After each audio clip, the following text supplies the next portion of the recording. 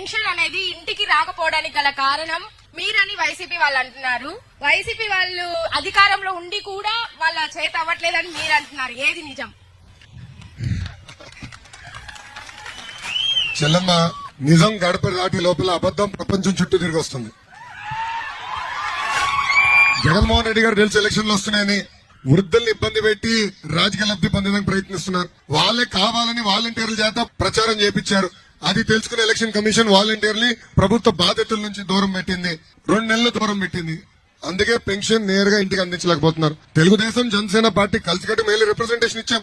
Compulsory గ్రామంలో ఉన్న గ్రామ సచివాలయం గానీ వార్డులో వార్డు సచివాలయం సిబ్బంది ద్వారా ప్రతి గడపకి పెన్షన్ ఇవ్వమని మేము చెప్పాం. కానీ వాళ్ళు నియమించిన చీఫ్ సెక్రటరీ గారే ఉన్నారు. అందుకే పెన్షన్ ఇవ్వట్లేదు. ఇంకొక నెల ఓపిక పెట్టమా, 1 మంత్ మన ప్రభుత్వం వస్తుంది. వృద్ధులకి నేరుగా పెన్షన్ అందించే బాధ్యత మేము తీసుకుంటాం. Thank you.